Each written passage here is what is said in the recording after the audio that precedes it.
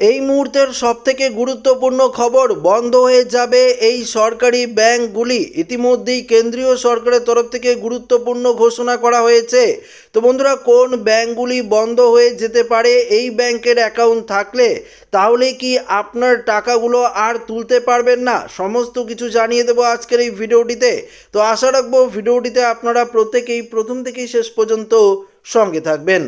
আগামী অর্থ বছর অর্থাৎ 2026-27 বাজেটের দিকে এখন তাকিয়ে রয়েছে গোটা দেশ। কিন্তু কেন? কারণ এই মুহূর্তে সাধারণ মানুষের নজর এখন দেশের ব্যাংকিং সেক্টরের দিকে।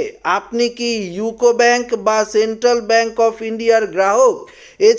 এছাড়াও তাহলে কি সাবধান, কারণ কেন্দ্রের একটি সিদ্ধান্তেই এবার উঠে যেতে পারে আপনার ব্যাংক। এক্ষেত্রে শুধুমাত্র ইউকো ব্যাংক এবং সেন্ট্রাল ব্যাংকের কথা বলা হয়েছে।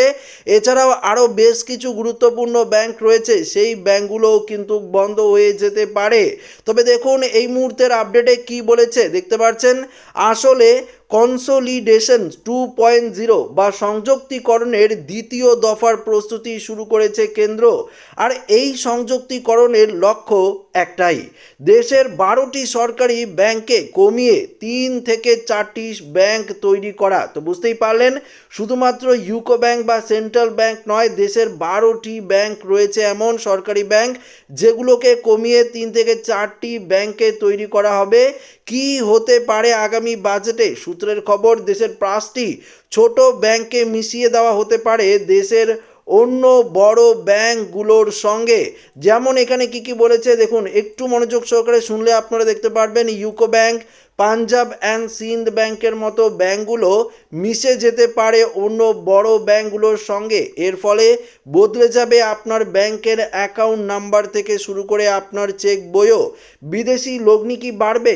বর্তমানে রাষ্ট্রায়ত্ত ব্যাংকে বিদেশি বিনিয়োগের ঊর্ধ্ব সীমা 20% কিন্তু রয়েছে। পাশাপাশি খবর মিলেছে এটি বাড়িয়ে 49% করার তোড়জোড় চলছে। অর্থমন্ত্রকের বৈঠকে নাকি এই বিষয়ে প্রস্তাব রাখা হয়েছে। বিশেষজ্ঞরা বলেছেন, মূলধন জোগাড় করতে সরকার নিজের অংশীদারিত্ব 51% নামিয়ে নিয়ে আসতে পারে। আপনার ওপর কি প্রভাব পড়বে? দেখুন এই প্রসঙ্গে আগের দফার সংযুক্তিকরণের তথ্য প্রযুক্তি সংক্রান্ত বিভ্রাট ও ব্রাঞ্চ বন্ধ হওয়ার মতো সমস্যায় ভুগেছেন গ্রাহকরা। এবার কি সেই ভুল সংশোধন করবে কেন্দ্র? কিন্তু কোন ব্যাংক মিশে যাবে অন্য ব্যাংকের সঙ্গে? কেন্দ্রীয় অর্থ প্রতিমন্ত্রী পঙ্কজ চৌধুরী অবশ্য এখনও কোনো নির্দিষ্ট ব্যাংকের নাম বলেনি। তবে এই পরিবর্তনের পর আপনার প্রিয় ব্যাংকের পরিষেবা কতটা সহজ হয় সেটাই কিন্তু এখন দেখার বিষয়।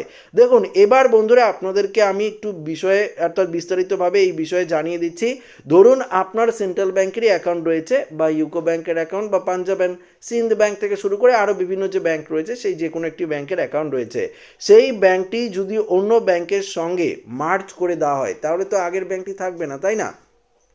যেই বড় ব্যাংকের সঙ্গে মার্জ করা হবে, ধরুন স্টেট ব্যাংকের সঙ্গে মার্জ করা হচ্ছে বা পাঞ্জাব ন্যাশনাল ব্যাংকের সঙ্গে মার্জ করা হচ্ছে, তাহলে কি হবে, আপনার যে ব্যাংকের অ্যাকাউন্ট নাম্বার সেটা পরিবর্তন হতে পারে।